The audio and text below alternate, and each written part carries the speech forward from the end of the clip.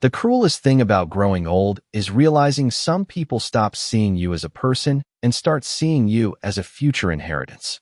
I understood that truth on my 68th birthday while my own family laughed at a slideshow comparing me to a bank account.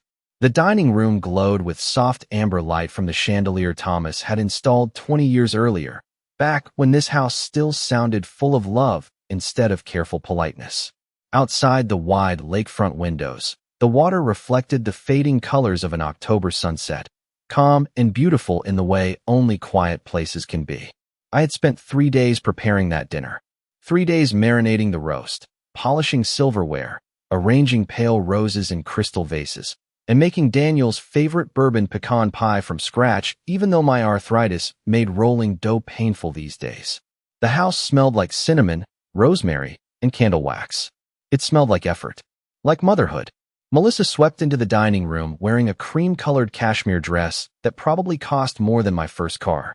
She kissed the air beside my cheek without actually touching me.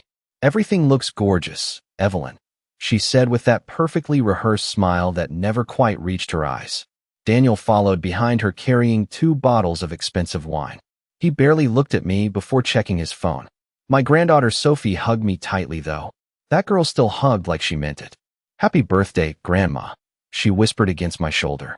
For a moment, I held on to her longer than necessary because genuine affection had become so rare in this family that it startled me when it appeared. Dinner moved along with the strange stiffness I had grown used to over the years. Melissa dominated every conversation, talking about luxury kitchen renovations, private school tuition, and a vacation property they wanted in Scottsdale. Daniel nodded beside her like a man permanently exhausted by his own life. Every now and then he smiled at me out of obligation rather than warmth. Still, I tried. I always tried. I poured wine, refilled plates, asked questions nobody asked me back. After dessert, Melissa clapped her hands together suddenly. "Okay, everyone, before cake, I made something special for Evelyn." Sophie looked confused. Daniel gave an awkward little laugh that made something tighten inside my chest. Melissa dimmed the dining room lights and turned on the large television above the fireplace. A slideshow appeared with cheerful piano music playing underneath. At first it seemed harmless enough. Old family vacation photos, Christmas mornings, birthday parties, pictures of Thomas holding fish beside the lake. Then the captions started appearing underneath the images. "The woman who never says no." Another slide. "Family sponsor since 1987. Laughter circled the table softly. Then another. A photo of me holding a birthday cake while text appeared across the screen in giant gold letters. "The woman who funded everyone's dreams." Melissa laughed openly this time. "Come on, Evelyn, it's funny because it's true." I felt heat crawl slowly into my face. Around the table, people smiled into their wine glasses instead of looking at me directly. But the part one remember most clearly wasn't Melissa laughing. It was Daniel laughing with her. Quietly, comfortably, like none of this hurt at all. I smiled because women my age learned long ago that humiliation feels safer when hidden behind good manners. I even let out a small laugh myself. The kind people make when they don't want to ruin the evening. But something inside me shifted while that slideshow kept playing. Not shattered, not exploded, just quietly moved into place like the final piece of a puzzle I had avoided finishing for years. Later that night, after everyone left and the dishwasher hummed softly in the kitchen downstairs, I stood alone in my upstairs bathroom, staring at my reflection beneath the pale vanity lights. My mascara had smudged slightly under my eyes. The roses Melissa brought sat beside the sink, already beginning to droop at the edges. I looked older than 68 in that moment. Not because of wrinkles or gray hair. Because loneliness ages a woman faster than time ever could. Downstairs, forgotten birthday balloons drifted slowly across the hardwood floor while the lake outside disappeared into darkness. And standing there alone in that silent house, I finally allowed myself to wonder whether my family had ever truly loved me at all, or if they had simply loved what I could give them. The house always felt largest after everyone left. I noticed that the morning after my birthday, while standing barefoot in the kitchen staring at half-melted ice floating inside abandoned water glasses, pale morning lights stretched across the marble countertops, touching little reminders of the evening before. Crumbs from Sophie's slice of cake. A lipstick stain on a wine glass Melissa had never bothered to place in the sink. One of Daniel's cloth napkins tossed carelessly over the back of a dining chair, as if someone had simply walked away in the middle of a performance. I moved slowly through the silence with a trash bag in one hand, and an ache in my chest that sleep had done nothing to soften. The balloons tied near the staircase had already begun losing air, drooping toward the hardwood floor in tired little clusters. I untied them one by one. Something about throwing away birthday decorations at 68 felt deeply humiliating. Not because of age, because of effort. I had spent most of my life making things beautiful for people who barely noticed. I rinsed plates carefully beneath warm water while the dishwasher hummed beside me. Thomas used to stand behind me in moments like that, drying dishes with a towel over his shoulder and pretending he was helping more than he actually was. "You missed a spot," he would tease while kissing my temple. The memory arrived so clearly that I had to grip the edge of the sink for a moment just to steady myself. It had been 4 years since I lost him, yet grief still appeared unexpectedly, like weather moving across water. Some mornings I could almost hear his footsteps upstairs. Other mornings the absence sat so heavily in the house that even breathing felt louder. I carried the untouched birthday flowers into the breakfast room overlooking the lake. The roses Melissa brought had already started browning around the edges despite being less than 24 hours old. Expensive flowers always died fastest in my experience. Outside, the lake remained perfectly still beneath a pale gray sky. A few ducks drifted near the dock Thomas built himself during the summer Daniel turned 12. Back then this house had been noisy in the best possible way. Wet towels on furniture, soccer cleats by the door, pancakes every Saturday morning. Daniel racing through the hallways before school while I begged him to slow down. I used to think memories stayed warm forever. Nobody tells you they can turn cold with age. Around 10 that morning, I opened social media for the first time in weeks. I rarely posted anymore, but Sophie liked sending me photographs through messages, and I wanted to see whether she uploaded any pictures from dinner. Instead, the first thing I saw was Melissa's birthday post. Celebrating our family's favorite supporter tonight. She had written beneath a smiling photo of me holding my cake. "We would not be where we are without Evelyn's generosity."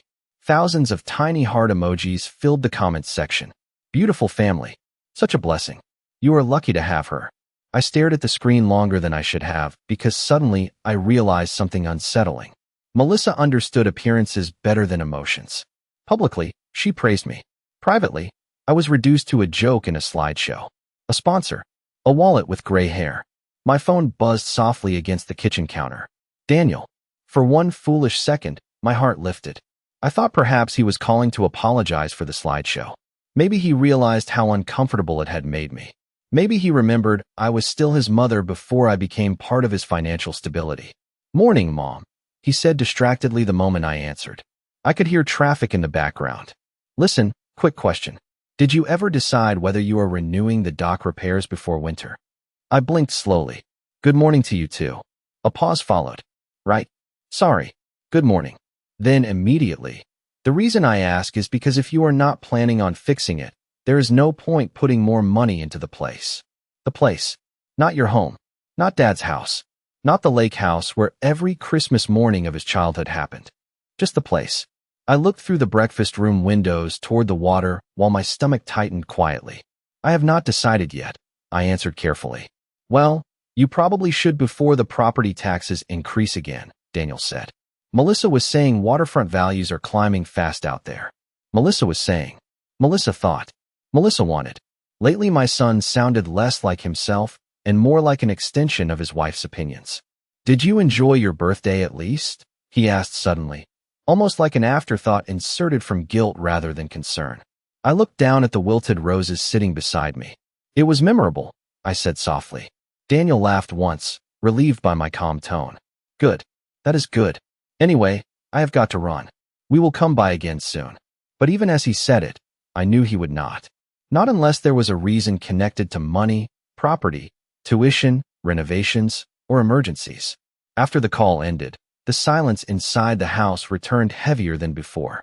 I sat there for a long time watching cold wind ripple across the lake while the birthday flowers slowly dropped petals onto the table beside me.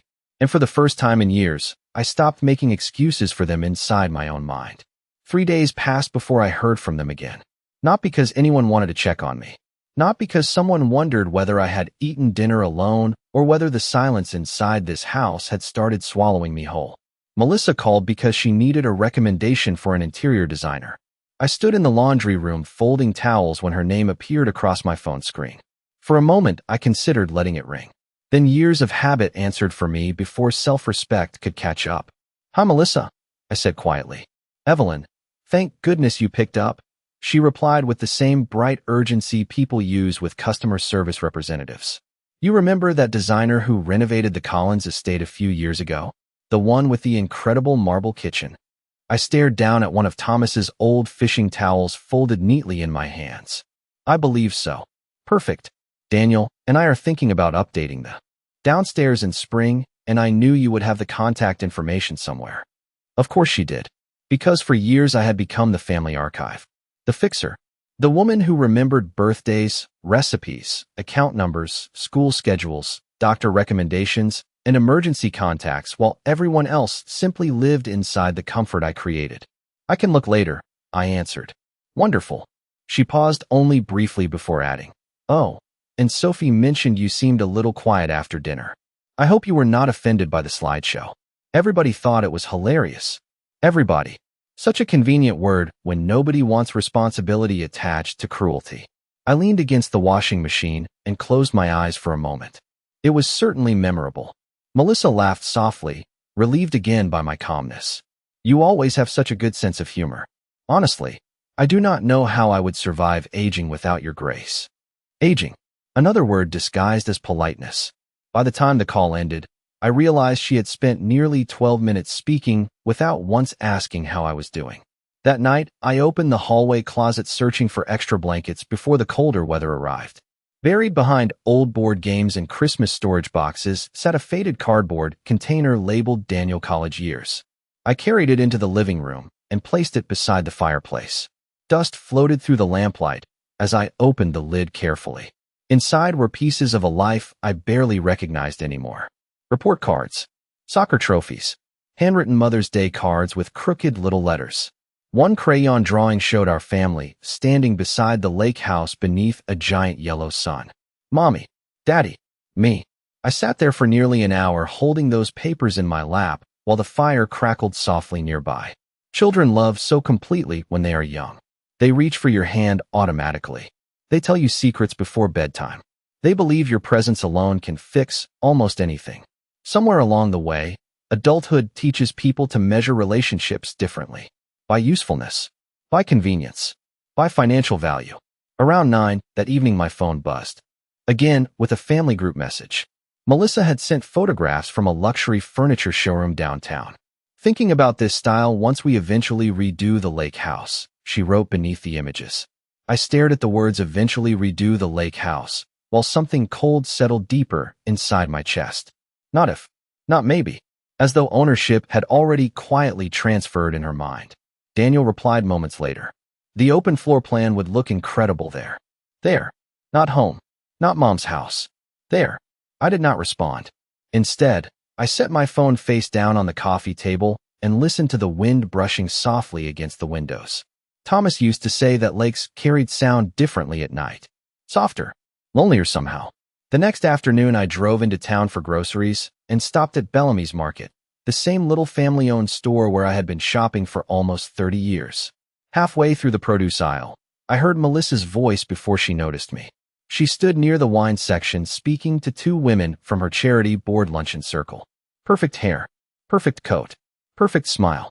Honestly, maintaining Evelyn's place is going to become impossible eventually, she said casually while examining a bottle of Chardonnay. It is beautiful, but it is basically a retirement-sized museum at this point. One of the women laughed politely. Melissa continued, lowering her voice slightly though not enough. Daniel keeps saying we should wait before making any major decisions. But once everything transitions, I want to modernize the entire property. Everything transitions. I stood frozen beside a pyramid of oranges while my fingers tightened slowly around the shopping cart handle. She was speaking about my home the way people discuss inherited furniture before a funeral even happens. One of the women finally noticed me standing there. Her expression shifted immediately into embarrassment. Melissa turned around quickly, And for the first time since I had known her, genuine panic flashed across her face. Only for a second, though. Then the polished smile returned. "Evelyn," she said brightly. "What a surprise." I looked at her carefully. Beneath the harsh grocery store lights. Young, beautiful, controlled. And suddenly I realized something that unsettled me far more than anger would have. Melissa did not think she was cruel. She believed she was practical, efficient, forward-thinking. In her mind, I had already started becoming an obstacle between her family and the life she believed they deserved. "Hello, Melissa," I answered calmly. "I hope I did not interrupt anything important." For a moment, nobody spoke. The fluorescent lights hummed overhead, while shoppers pushed carts past us without noticing the tension quietly unfolding beside the wine display. Then Melissa smiled again and touched my arm lightly. "We were just talking about future renovations someday." Someday. Such a harmless little word. I smiled back at her with the same politeness she always used on me. "Of course you were." And for the first time in many years, I stopped feeling confused about what was happening around me. After the grocery store incident, I stopped sleeping well. Not dramatically. Not the kind of sleeplessness people describe in movies where someone collapses into tears beside a window while rain pours outside. Mine was quieter than that. I would wake around 3 in the morning and stare at the ceiling while the house settled around me with tiny familiar sounds. Pipes shifting inside the walls. Wind brushing softly across the lake. The refrigerator humming downstairs. Small sounds become very loud when there is nobody left to talk to. One Thursday morning I gave up trying to sleep entirely and wandered downstairs wrapped in Thomas's old gray cardigan. The kitchen still smelled faintly like coffee from the night before. I switched on the small lamp above the stove instead of the overhead lights because harsh brightness felt unbearable lately. Outside, darkness still covered the lake completely. I stood there waiting for the kettle to boil when my eyes drifted toward the desk drawer beside the pantry. For years I had tossed paperwork there without thinking. Utility bills, property taxes, school fundraiser receipts, loan documents, birthday cards, the invisible labor of motherhood stacked in quiet little piles. Nobody ever noticed. Something inside me told me to open it. I carried the entire stack onto the kitchen table along with my tea and began sorting slowly through decades of paper. At first it felt almost comforting. Old photographs tucked between receipts. Sophie's third-grade recital program. Christmas lists written in Daniel's rushed handwriting. Then I found the checks, one after another. Tuition assistance. Emergency repairs. Melissa's boutique startup loan 6 years earlier. The down payment contribution for Daniel's first condo after the housing market crash. Thousands became tens of thousands. Tens of thousands became hundreds of thousands spread quietly across 20 years of saying yes whenever my family needed something. I sat there for nearly an hour doing simple math with trembling fingers while Dawn slowly turned the kitchen windows pale blue. Not once had I ever kept score before. Mothers are trained not to. We are taught that sacrifice feels noble when done with love. But staring at those numbers, I realized something painful. Nobody had ever asked whether helping them hurt me. Around noon my phone rang again. "Daniel." "Hey Mom," he said distractedly. "Quick favor. Melissa and I are meeting with the architect later, and she was wondering whether you still had the original blueprints for the lake house addition Dad built in the 90s. I closed my eyes briefly. "Why would you need those?" "Just curiosity mostly," he answered too quickly. "We were talking hypothetically about future renovations." Hypothetically. Future renovations. Someday. They always wrapped entitlement inside soft language, as though politeness could disguise intention.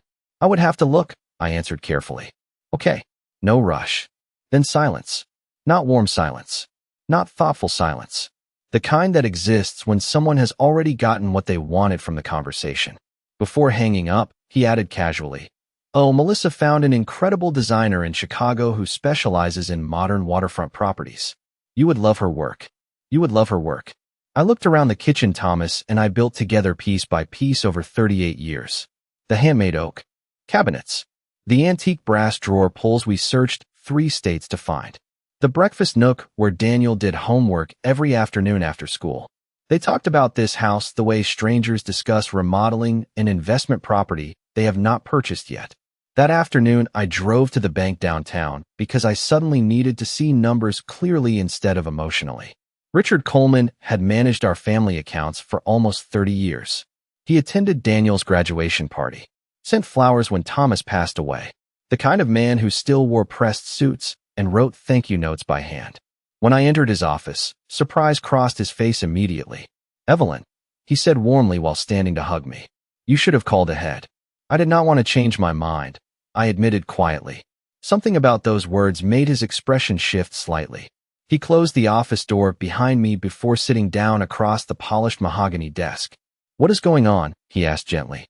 I looked down at my hands folded tightly in my lap. Age spots. Thin skin. The hands of a woman who spent decades cooking meals, folding laundry, signing checks, and holding families together while slowly disappearing inside the role. "I need a full overview of my accounts," I said finally. "Everything. Investments, trusts, properties, outstanding transfers." Richard studied me carefully for a long moment before nodding. He opened several files across his computer screen. The room remained quiet except for the soft tapping of keys. Then his voice became more cautious. "There have been several recent inquiries regarding estate structures." My stomach tightened immediately. "From whom?" Another pause. "Your son mostly." Though Melissa attended one meeting regarding long-term property valuation, I felt suddenly cold despite the warmth inside the office. Without me, Richard adjusted his glasses carefully. They framed the discussions as future planning concerns given your age and the size of the estate. Given your age. Such clean professional wording for human greed. Did they ask specifically about the lake house? I whispered. Richard hesitated just long enough for the answer to hurt before he even spoke. "Yes." The office blurred slightly around the edges then. Not because I wanted to cry. Strangely, tears no longer came as easily these days. It was something quieter than grief. The slow, painful realization that the people you spent your entire life protecting had already started organizing the future without you inside it. Richard slid a printed financial summary gently across the desk toward me. "Evelyn," he said softly, "I think it may be time for you to start protecting yourself too." And sitting there beneath the muted office lights with my entire life reduced to paperwork and percentages spread across polished wood, I finally understood that my family had stopped seeing me as a person long before I stopped seeing the truth. The strangest part about finally seeing the truth was how ordinary everything still looked afterward. The lake remained calm each morning. The mail still arrived at exactly 11:15. The grocery store cashier still asked whether I wanted paper or plastic bags. Meanwhile, something fundamental inside my life had quietly collapsed. A week after meeting with Richard, I made a decision that frightened me more than I expected. I stopped helping. Not dramatically, not with angry speeches or emotional confrontations. I simply became unavailable in the ways my family depended on most. The first test happened sooner than I anticipated. Melissa called on a Tuesday afternoon while I was trimming dead branches from the rose bushes near the dock. "Evelyn, thank goodness," she said breathlessly. "I completely forgot Sophie's tuition payment is due tomorrow and Daniel is traveling for work. Could you transfer the usual amount today? I will pay you back after the weekend." The usual amount. $11,000 every semester for the private academy Melissa insisted Sophie attend even though the public schools nearby were excellent. For years I paid quietly because Sophie deserved stability regardless of her parents' priorities. I leaned against the porch railing and watched dry leaves drift across the lake. "I am afraid I cannot this time," I answered gently. Silence. Real silence. Not the polite pauses Melissa normally performed during conversations. "Cannot," she repeated carefully. "I have been reevaluating some financial matters lately." Another pause followed, sharper this time. "Well, is everything all right?" It was the first time in months she had asked me a personal question, though concern was clearly not the reason. "Everything is fine," I replied. "I simply need to be more cautious moving forward." Her tone changed almost immediately. Cooler. Less musical. "I see." Then quickly, "Well, I am sure we will figure something out." The call ended less than a minute later. No warm goodbye. No discussion about visiting soon. No interest in my health, my life, or the quiet existence I carried inside this large, empty house. By Friday, Daniel called. "Mom, Melissa mentioned you are not covering Sophie's tuition this semester." Straight to the point. Not hello. Not how are you doing. That is correct. Is something wrong financially? The question almost made me laugh because it revealed exactly how they saw me. Not as a mother capable of changing emotionally, only as an account balance capable of fluctuating. "No," I answered calmly. I simply think certain responsibilities belong to parents. He exhaled heavily into the phone. Mom, you know things are tight right now with the renovation planning. Renovation planning. There it was again. Always circling back to future upgrades and imagined ownership. While I still sat breathing inside the house, they discussed redesigning. I understand, I said softly. Then you also understand why this puts us in a difficult position. Us. Never me. Never how difficult life had become after losing Thomas. Never the loneliness. Never the endless quiet dinners eaten alone at a table built for family gatherings that no longer existed. Just their position, their stress, their future plans. I am sure you will manage, I replied before ending the call as politely as possible. After that, something subtle changed. The family group chat grew strangely quiet. Weeks passed without photographs from Melissa's charity luncheons or updates about Daniel's business meetings. Nobody stopped by unexpectedly anymore. Nobody invited me to Sunday dinners. Nobody asked whether I wanted company. It felt less like losing contact and more like watching electricity disappear from a house room by room. One evening I sat alone in the living room reading while rain tapped softly against the windows. Around 8:30, headlights swept across the front driveway unexpectedly. For one hopeful second, my heart reacted before logic could stop it. I thought perhaps Daniel had come alone. Maybe he missed me. Maybe some small part of my son still remembered who I was beneath the financial convenience. Instead, Sophie stepped out of the passenger side carrying her backpack, while Melissa remained inside the idling SUV. Sophie hurried toward the porch through the rain, while Melissa barely lowered the passenger window 2 inches. Sophie forgot her debate materials here last weekend. She called out quickly. We are already late for dinner reservations. Dinner reservations. Of course. Sophie hugged me tightly the moment she stepped inside. Hi, Grandma. Her voice sounded softer lately. Older somehow. I helped her search the upstairs guest room where she often stayed during summers. While she packed folders into her backpack, she glanced toward the hallway carefully before speaking. Mom and Dad have been arguing a lot. I folded one of her sweaters slowly across the bed. Marriages go through difficult seasons sometimes. Sophie hesitated. It is mostly about money. The room became very still around us. Rain streaked quietly down the windows, overlooking the lake. Grandma, she said carefully, did something happen? Children always notice more than adults think they do. I looked at her standing there beneath the soft bedroom lamp. Thomas's blue eyes. Daniel's smile before adulthood hardened it into something more cautious. Why would you ask that? Sophie lowered her voice. Because Mom keeps saying everything was easier before you started changing. Changing. Such an interesting word for boundaries. I sat down slowly on the edge of the bed while exhaustion moved through me like cold water. And what do you think? I asked quietly. Sophie looked down at her backpack, straps twisting between her fingers. I think people only get upset when they stop receiving something they assumed would last forever. The honesty in that sentence stunned me into silence. 16 years old and already wiser than most adults I knew. Downstairs, Melissa honked the SUV horn sharply from the driveway. Sophie rolled her eyes slightly before hugging me again. This time she held on longer. I love you, Grandma, she whispered against my shoulder. The words nearly broke something inside me because they felt so genuine after weeks of transactional conversations. After she left, I stood alone at the front window watching the SUV disappear into the rainy darkness. Nobody waved goodbye from inside the vehicle except Sophie. The house became silent once more. But this silence felt different now. Not empty. Clarifying. October settled over the lake in slow gray layers after that. The trees along the shoreline turned brittle shades of amber and rust while cold winds swept fallen leaves across the dock every morning.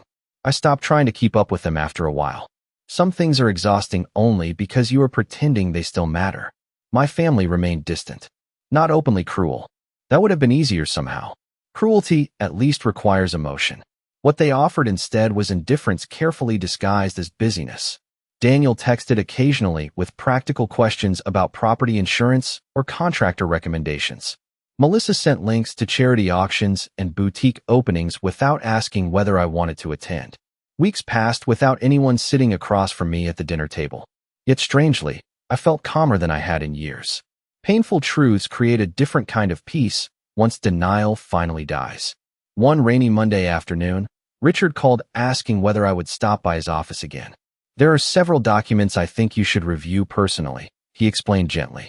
The drive into town felt unusually quiet. Low clouds hung over the highway while windshield wipers moved steadily back and forth like a metronome, counting down towards something inevitable. When I arrived, Richard already had folders spread neatly across the conference table beside his office. "Window, I wanted to show you these before anything progresses further," he said carefully. He handed me copies of several inquiries Daniel had made regarding future estate planning, property transfer structures, tax implications after inheritance, liquidation possibilities for waterfront assets. My eyes moved slowly across the pages while something cold and steady settled deeper inside me. None of the documents mention me as a person, only as an estate holder, a future transition event, a timeline problem waiting for resolution. "Did Daniel know you would show me these?" I asked quietly. Richard removed his glasses slowly before answering. "No." The honesty in that single word carried more kindness than most conversations I had shared with my own son lately. I continued reading in silence until one line stopped me entirely. Suggested modernization budget following ownership transition. Estimated demolition cost for original lakeside interior features. Demolition cost. I stared at those words while memories flooded through me all at once. Thomas building the stone fireplace by hand during winter weekends. Daniel carving his initials into the old dock railing at age 13. Christmas mornings beside the staircase wrapped in cedar garland. The kitchen doorway marked with pencil lines recording Sophie's height every summer. To them, these were outdated interior features. To me, they were evidence that my life had happened. Richard watched my face carefully. "Evelyn," he said softly, "I think you already know this is no longer about concern for your well-being." I nodded once because speaking suddenly felt impossible. He slid another folder toward me more gently this time. "There are options available if you decide you want to restructure things differently." I opened the folder slowly. Charitable trusts, property protections, educational endowments, long-term asset control. For the first time since Thomas died, I felt something unexpected moving quietly beneath my grief. Control. That evening I returned home just before sunset. The lake reflected dark silver beneath heavy clouds, while distant thunder rolled softly somewhere beyond the hills. I stood inside the foyer for a long moment listening to the silence of the house around me. Then, instead of turning on the television the way I usually did to fill empty space, I carried every legal folder upstairs into Thomas's old study. His office remained mostly untouched even after 4 years. Leather chair. Pipe tobacco scent lingering faintly inside the wood shelves. Framed photographs from business trips decades ago. I sat at his desk and began reading carefully through every document Richard prepared for me. Hours passed unnoticed. Outside, rain tapped steadily against the windows while the house settled around me in familiar quiet creaks. Around 9:30 my phone buzzed unexpectedly. "Sophie, can I call you?" her message read. I answered immediately. Her voice sounded small when she spoke. "Grandma, are you busy?" "Never too busy for you." A long pause followed before she whispered, "Mom and Dad are fighting again." I closed my eyes briefly. "I am sorry, sweetheart. It is mostly about money now." Her voice trembled slightly. "Mom keeps saying things were supposed to be easier by now." Easier. As though my continued existence had become an inconvenience delaying their preferred lifestyle. "Where are your parents?" I asked gently. "Downstairs." Sophie lowered her voice even more. "Grandma, I heard Mom say the lake house is wasting value sitting with one person." One person. Not her family. Not Daniel's childhood home. Just one aging occupant delaying potential profit. Thunder rolled softly again outside my windows while I sat frozen inside Thomas's study, gripping the phone tightly. "I did not know whether I should tell you," Sophie whispered. "You did the right thing." Silence stretched quietly between us for several seconds. Then Sophie asked something that nearly broke my heart. "Grandma, did they always talk about you this way?" I looked around the dim office filled with pieces of a marriage built over 40 years. Thomas's fountain pen resting beside unopened mail. His reading glasses still sitting near the lamp exactly where he left them the week before his heart attack. "No," I answered softly. "Not always." But even as I said it, I wondered whether I had simply missed the beginning because love makes mothers blind in ways nothing else can. After we hung up, I remained alone in the study long after midnight. The legal documents sat spread across the desk beneath warm lamplight, while rain continued falling steadily outside. Slowly, carefully, I opened a blank notepad and began writing a list of everything I still wanted my life to accomplish before it ended. Not what my family expected from me. Not what my money could provide for other people. What I wanted. By the time I finished, the first hint of dawn had begun turning the lake pale blue beyond the windows. And for the first time in many years, the future belonged to me again. The next few weeks became strangely productive. Quietly productive. The kind of progress nobody notices because it happens behind closed doors instead of across dinner tables. Every Tuesday and Thursday morning, I drove into town carrying folders Richard prepared for me. Revised trusts, asset transfers, donation structures, legal protections. For the first time in decades, my decisions belonged entirely to me instead of revolving around what my family needed next. I never told Daniel or Melissa about the meetings. There was something almost peaceful about moving silently while other people still believed they understood your future. One cold November afternoon, Richard introduced me to a woman named Claire Donahue who managed a nonprofit organization for women rebuilding their lives after financial hardship and family abandonment. Claire was somewhere in her early 60s with silver hair cut short around intelligent blue eyes.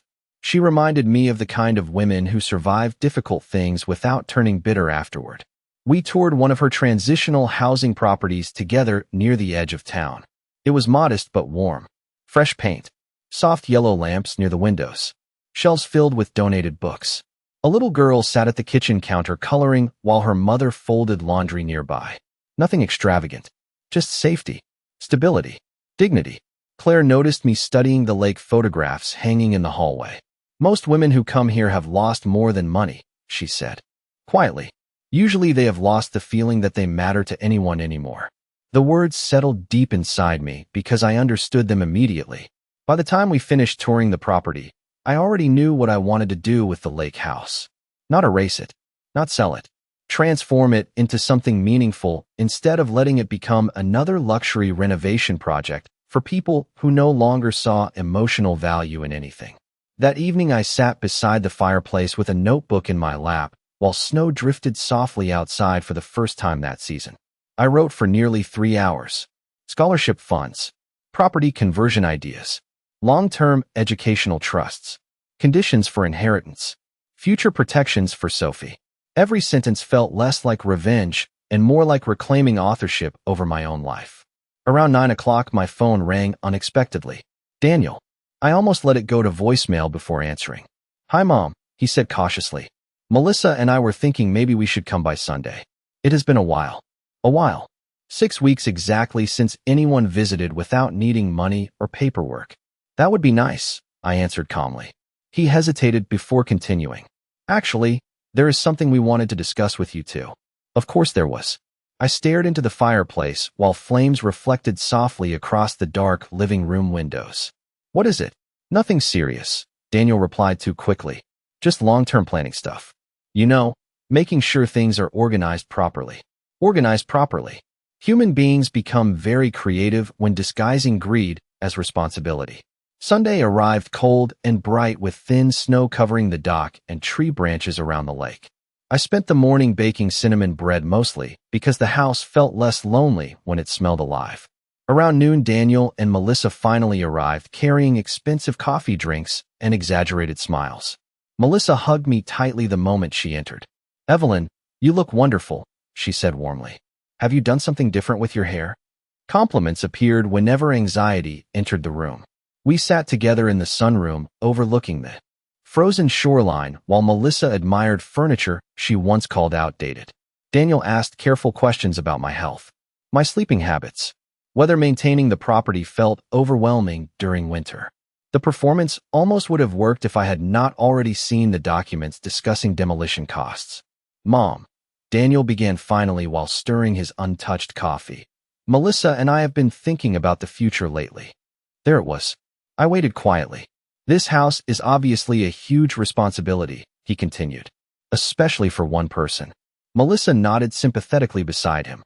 And we worry about you being isolated out here during storms or emergencies. I folded my hands calmly in my lap. That is thoughtful. Daniel relaxed slightly at my tone. We just think maybe it would make sense to start discussing long-term arrangements now instead of later. Later. Such an optimistic word when people are impatient for inheritance. Melissa leaned forward gently. You deserve a simpler life, Evelyn. Less maintenance. Less stress. Maybe somewhere closer to town with more support. Support. Another carefully polished word. I looked past them toward the lake where snow drifted slowly across the frozen dock Thomas built decades earlier. And what would happen to the house? I asked softly. Melissa smiled immediately. Too immediately. Well, obviously we would make sure it stayed in the family. Stayed in the family. As though I was already halfway removed from it. Daniel cleared his throat awkwardly. We could renovate gradually over time. Modernize a few things. Modernize. I pictured the demolition estimates sitting inside Richard's office. The removal of original interior features. The destruction of memories described in financial language. I see, I answered quietly. Silence settled over the room for several seconds. Then Sophie entered through the kitchen carrying a tray of sliced cinnamon bread. Unlike her parents, she hugged me naturally without calculation attached to it. This smells incredible, she said while setting the tray down. Melissa glanced toward her daughter quickly. Sophie, your grandmother and I are discussing important financial matters. Sophie looked confused. On Sunday, the innocence in her question almost made me smile. Nobody answered immediately. Outside, snow continued falling gently across the lake while the house remained warm around us. I suddenly realized something strange in that moment. Daniel and Melissa believed they were slowly guiding an elderly woman toward dependence and surrender. They had no idea I was already building a future that no longer included their expectations at all. And sitting there watching snow collect softly against the windows of the house they planned to inherit someday, I felt calmer than I had in years. Winter settled heavily over the lake after that conversation. Snow gathered along the shoreline in soft white layers while the trees stood bare and motionless beneath pale gray skies. The house became quieter than ever, yet I no longer feared the silence. Silence had stopped feeling like abandonment and started feeling like clarity. Every morning, I sat beside the kitchen windows with coffee warming my hands while reviewing documents Richard prepared for me. Revised trusts, property transfers, scholarship structures. Claire's organization had already begun drafting architectural plans to transform the lake house into a long-term retreat and transitional residence for women rebuilding their lives after loss. The more I worked on it, the more certain I became. For the first time since Thomas died, something inside this home would continue serving love instead of greed. Daniel and Melissa, meanwhile, became strangely attentive again. Not affectionate. Strategic. Melissa started calling twice a week asking whether I needed groceries or help around the property. Daniel suddenly offered to handle maintenance issues personally. They visited more frequently now, too, always bringing expensive pastries or flowers that smelled beautiful for exactly 2 days before dying in crystal vases beside the windows.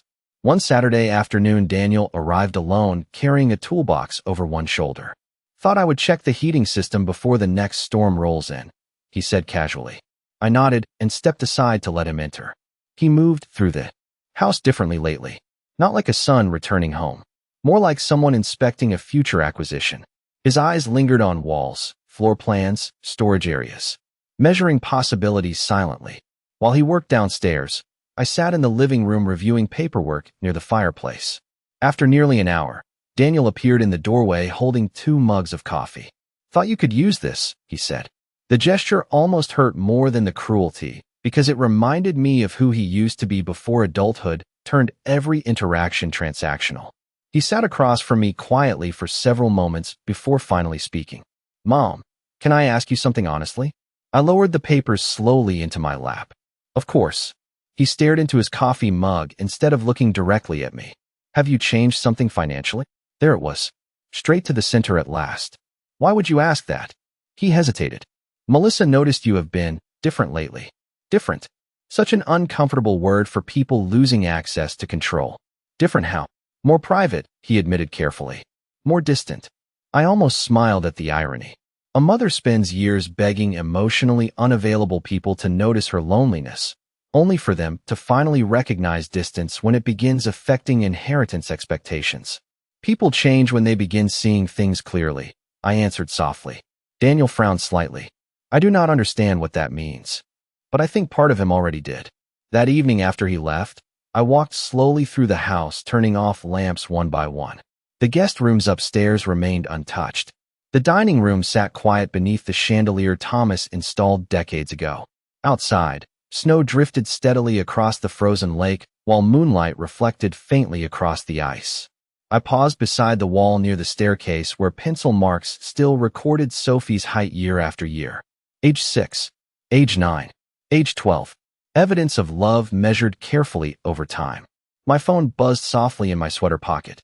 Sophie, are you awake? Her message read. Yes, sweetheart. Seconds later, my phone rang. Her breathing sounded uneven when she spoke. Grandma, Mom and Dad are fighting again. I closed my eyes briefly. I am sorry. It is about you. Silence stretched between us. Then Sophie whispered something that made my chest ache. Mom said she does not understand why you are making things harder now after everything they have invested emotionally in this family. Invested emotionally. The language sounded less like love and more like business negotiations. And what do you think? I asked quietly. Sophie hesitated before answering. I think people should love you because you are family, not because they are waiting for something. Tears finally burned behind my eyes then. Not because of pain. Because hearing genuine kindness after months of manipulation felt almost overwhelming. You sound very wise tonight. Sophie laughed softly. Maybe living with adults makes teenagers smarter. I smiled despite myself. After we hung up, I remained standing beside the staircase for a long time, staring at those faded height markings on the wall.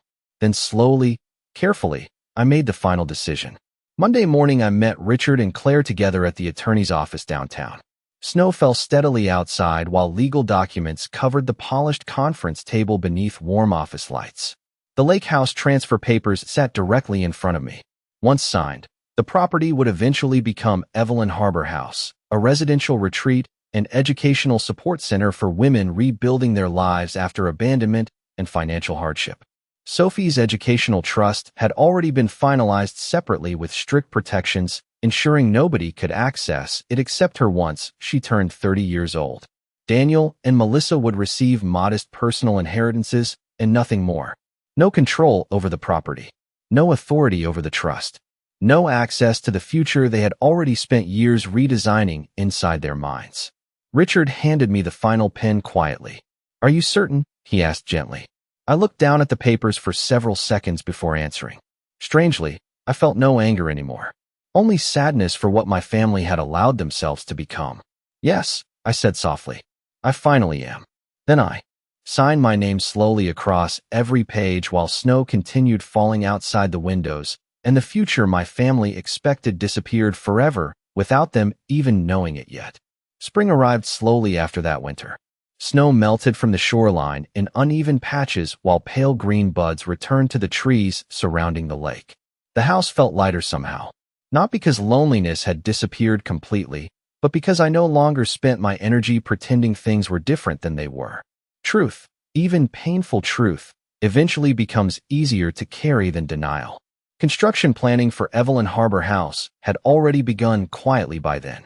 Claire visited every other week with architects and program directors who walked through the property respectfully instead of greedily. They admired the wide windows overlooking the lake, the warmth of the stone fireplace, the guest rooms upstairs that would someday hold women rebuilding their lives instead of storing untouched holiday decorations. Every conversation centered around comfort, safety, dignity. Not resale value, not demolition budgets, not luxury upgrades. For the first time in years, this house felt loved again. Daniel and Melissa still knew nothing, though I could sense their growing anxiety beneath every interaction. Melissa called more frequently now, often pretending concern. You sound tired lately, Evelyn, she would say carefully. Maybe you should think about simplifying things before everything becomes overwhelming. Simplifying things. Such elegant language for surrendering control. Daniel visited more often too, always finding reasons connected to maintenance or future planning. One Sunday afternoon, he stood beside me on the dock watching sunlight shimmer across the water while boats drifted slowly in the distance. Dad really loved this place, he said quietly. I nodded once. He did. Daniel shoved his hands into his jacket pockets awkwardly. Sometimes I think he built it more for family than for himself. Family. The word sounded fragile now. Maybe, I answered softly. He looked toward the house thoughtfully before adding, I just want you to know Melissa and I would take good care of everything someday. Someday. Still waiting patiently inside, every conversation like an unpaid invoice. I looked out across the lake instead of at my son. That is kind of you to say. But inside, something strange happened then. I no longer felt anger hearing those words. Only distance. The kind that develops when people spend too many years standing near each other without truly seeing one another anymore. 2 weeks later, Richard called asking whether I could stop by the office one final time. Everything has been completed, he said gently. When I arrived, a sealed envelope sat waiting on the desk beside the finalized legal documents. My handwriting covered the front. For Daniel. Richard noticed me staring at it. Are you certain you want me to deliver it personally later? I nodded slowly. Yes. Inside the envelope was not punishment. Not cruelty. Just honesty.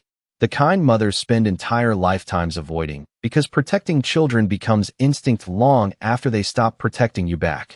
That evening I drove home beneath a pink spring sunset that reflected softly across the lake water.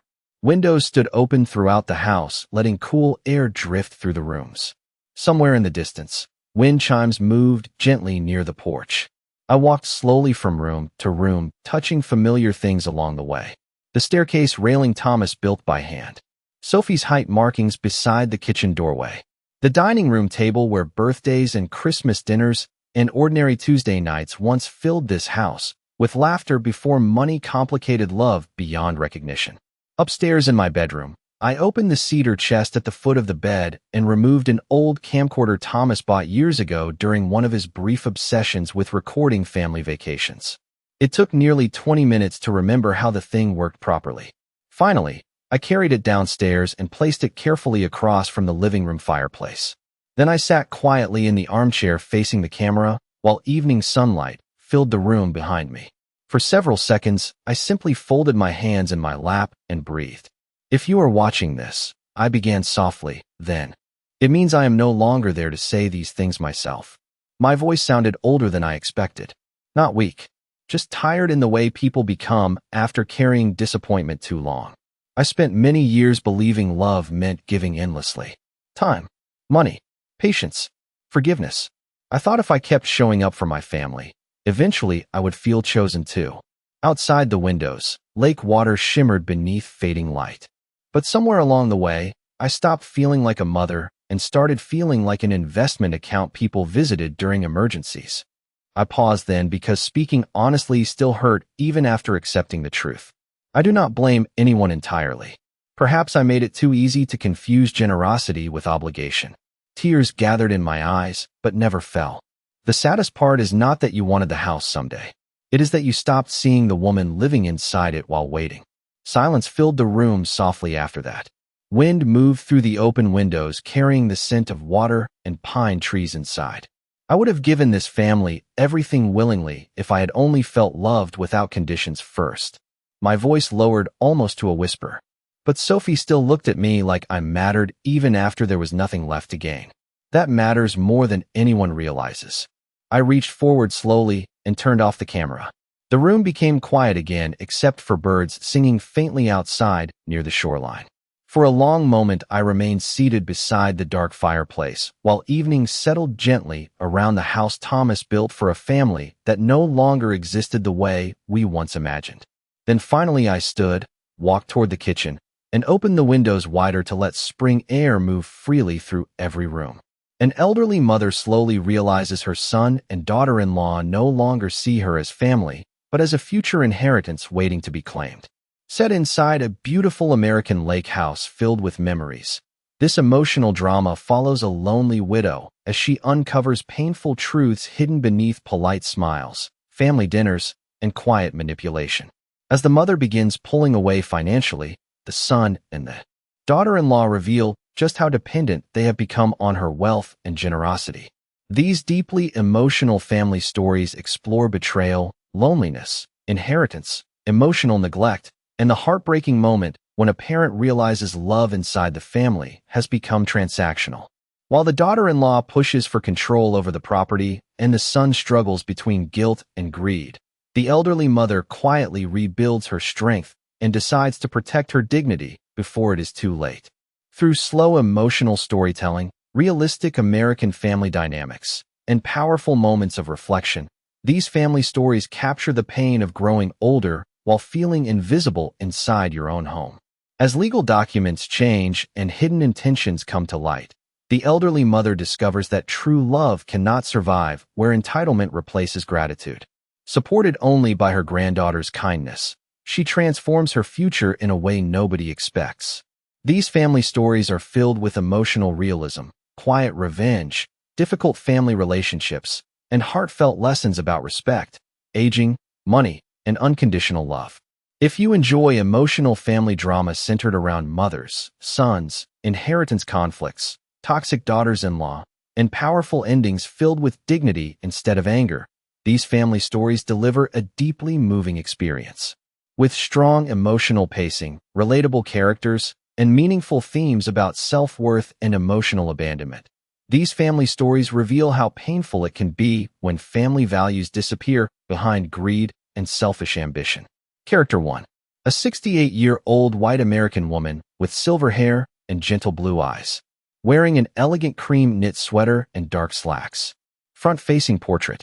Natural realistic lighting. Emotional expression. No cartoon, no cartoon. No CGI. No illustration. Suburban American style. Character 2. A 42-year-old white American woman with polished blonde hair and sharp, confident facial features, wearing an expensive beige cashmere dress. Front-facing portrait. Elegant suburban style. Controlled expression. No cartoon, no cartoon. No CGI. No illustration. Realistic cinematic. Lighting.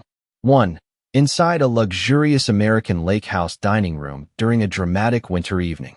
A 68-year-old white American woman with silver hair wearing an elegant cream knit sweater stands at the head of a candlelit dining table with a cold, restrained, emotional expression. Across from her stands a polished 42-year-old white American woman with blonde hair wearing an expensive beige cashmere dress while holding a wine glass and staring back confidently. A tense middle-aged white man stands awkwardly between them near a half-eaten birthday cake. Crystal glasses glowing beneath a golden chandelier. Expensive suburban interior design. Emotional confrontation atmosphere. Wealthy American family drama style. Cinematic shadows and realistic lighting. Highly detailed facial expressions. Wide-angle lens perspective. Natural body posture. No fantasy elements. No violence. No cartoon. No cartoon. No cartoon. No CGI. No illustration. Ultra-realistic cinematic family drama scene with emotional tension and quiet psychological conflict. 122. Early winter morning inside a large, quiet American lake house kitchen overlooking a frozen lake. A 68-year-old white American woman with soft silver hair stands alone beside marble countertops while holding a warm ceramic coffee mug with both hands. She wears a cream knit sweater and dark slacks with a tired but graceful emotional expression. Pale gray sunrise light enters through massive glass windows reflecting softly across the polished floor. Faded flowers and framed family photographs visible nearby. The atmosphere feels lonely, elegant, and emotionally heavy. Expensive but empty suburban home environment. Natural realism. Cinematic soft lighting. Detailed emotional realism showing isolation and reflection. Front-side angle composition. Realistic wrinkles and mature facial features. No fantasy elements. No violence. No cartoon. No cartoon. No cartoon. No CGI. No illustration. Emotional American family drama aesthetic with calm cinematic composition and subtle sadness. 1, 2, 3. Inside an upscale suburban furniture boutique during a bright afternoon. A sophisticated 42-year-old white American woman with perfectly styled blonde hair stands confidently beside luxury furniture and marble decor displays while checking her phone. She wears an elegant beige cashmere dress with expensive jewelry and subtle designer makeup. Her expression is polished, controlled, and emotionally distant. Wealthy women speaking softly in the background. Modern American suburban luxury atmosphere. Bright showroom lighting reflecting across glass and gold interior accents. Cinematic realism focused on ambition and emotional coldness hidden behind beauty and confidence. Front-facing realistic composition. Highly detailed textures and facial features. Expensive handbags and interior design samples surrounding her. No fantasy elements. No violence. No cartoon. No cartoon. No cartoon. No CGI. No illustration. Ultra-realistic cinematic family drama style, with subtle psychological tension and modern wealthy American lifestyle energy. 1, 2, 4. A dramatic snowy evening inside the sunroom of a wealthy American lake house. A 68-year-old white American woman sits calmly beside a glowing stone fireplace, wearing a cream sweater while maintaining a composed but emotionally wounded expression. Across from her, a 42-year-old white American woman with blonde hair leans forward intensely during a tense conversation about the family property. A middle-aged white man watches nervously between them, unable to speak. Massive windows reveal heavy snow falling over the frozen dark lake outside. Warm golden interior lighting contrasts with the cold blue winter atmosphere outdoors. Elegant furniture and polished wood interiors visible throughout the room. Realistic emotional tension. Cinematic wide frame composition. Quiet psychological confrontation. No physical conflict. No fantasy elements. No cartoon. No cartoon. No cartoon. No CGI. No illustration. High realism American family drama scene with emotional power and sophisticated cinematic lighting. 1, 2, 5. Inside a prestigious legal office during a snowy winter afternoon in a wealthy American town. A dignified 68-year-old white American woman with silver hair sits at a polished mahogany conference table, signing important estate documents with a calm, emotionally resolved expression. She wears an elegant cream sweater and subtle jewelry. Beside her stands an older male attorney in a dark suit watching respectfully. Large windows reveal falling snow and gray city streets outside. Stacks of legal paperwork, property blueprints, and financial folders spread neatly across the table. Warm office lighting creates a quiet atmosphere of emotional victory and personal independence. Cinematic realism with highly detailed textures and realistic, mature facial features. Front-angled composition. No fantasy elements. No violence. No cartoon. No cartoon. No cartoon. No CGI. No illustration. Sophisticated emotional American drama atmosphere focused on dignity, power, and silent transformation. 1, 2, 6. Peaceful spring sunset outside a renovated American lake house beside a calm lakeshore. A graceful 68-year-old white American woman with silver hair stands beside her teenage granddaughter while warm golden sunlight reflects across the water. She wears a soft cream cardigan and smiles gently with emotional peace and quiet relief visible on her face. In the background, several women and children walk near the transformed retreat home, filled with warm, glowing lights through open windows. Fresh green trees and spring flowers surround the property. Healing, hopeful atmosphere with cinematic realism and emotional closure. Wide cinematic landscape composition. Natural body posture and realistic facial expressions. Elegant American lakeside environment. No fantasy elements. No violence. No cartoon. No cartoon. No cartoon. No CGI. No illustration. Ultra-realistic emotional cinematic ending filled with dignity, peace, warmth, and renewal. 1, 2.